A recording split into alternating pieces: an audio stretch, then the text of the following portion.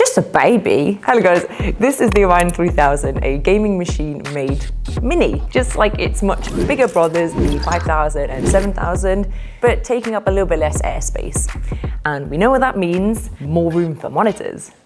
Ta-da! See, Predator are thinking of us. The 3000 comes in a very respectful 26-litre shell, measuring about 40 centimeters at its height, peak, or this big, if you're not really good with measurements. It really is snack size for a gaming PC anyway. Sorry, there's an ice cream truck.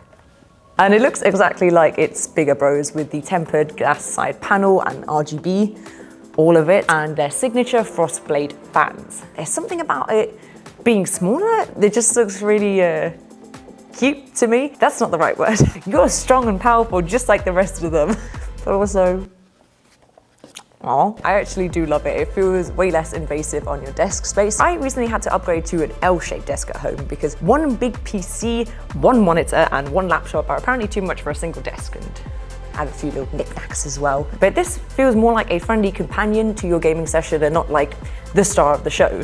Unlike this one, attention hog. And what's even better and probably more important are the specs inside, with a powerful Intel Core 14700F i7 processor and Nvidia's 40 series cards, up to a 4070 Super. For processors, these are Intel's Raptor Lake refresh chips with a hybrid architecture designed for really the most demanding of games, with a beastly 20 cores. It's the F chip as opposed to the K chips found in the 5 and the 7000 of the Orions, which does mean this chip is not overclockable, but it has a considerably lower power consumption. So you don't have to worry as much about, leaving on all night because you like to fall asleep to the pretty lights. Okay, just me. And with Nvidia options up to a 4070 Super, expect powerful ray tracing and AI-powered enhancements to frame rates with DLSS 3.5 and new streaming multiprocessors. There's DDR5 up to 64 gigabytes of memory and up to 2 terabytes of SSD storage with Gen 5 capability. Everything's very easy to get in and out with this toolless design, so if you wanted to add any extras, you always could. It's kitted out with 3 big 90mm frost blade fans with curved blades, textured design, and extra reinforcement to give it minimal vibration, but maximal cooling. It really doesn't sound like a lot when it's on.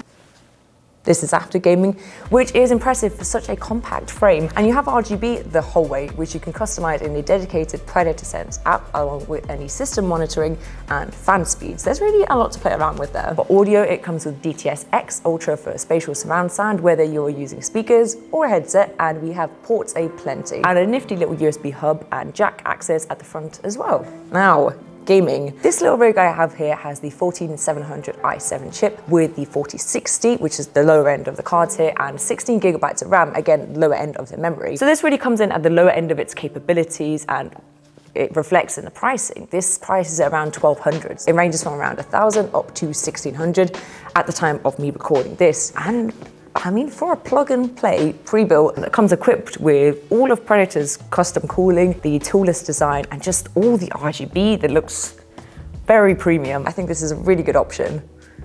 I think this is a perfect option. Back to the gaming. So I was using this specs playing at 1440p on my fancy X49X monitor behind me. See our previous/future video on that. I don't know when I'm gonna edit it. And it performed very decently at Quad HD. Every game I played was at its ultra or high settings, and it stayed, the frame rate stayed steady throughout. I didn't notice any random drops mid-game. So taking that game's performance on Quad HD for this mid-tier PC at this price point, I really think it's such a fair choice. If I didn't already have my behemoth at home just taking up all the oxygen, I would probably go for this. I would probably go for the 4070 version of this. Gaming, editing, multitasking, the performance is exactly where I would need it to be. I think where most people would need it to be. And in a design that is so sleek and minimal, but still gamer coded. Just snack size. But let me know what you think of the Orion 3000 down below. Part of me is kind of intrigued to test it out against its counterparts of the 5000 and 7000 and just compare how much of a jump in FPS we get as they go from the 4070 to the 4080 to the 4090. But let me know if that's something you'd like to see, and I'll see you in the next video. Bye guys.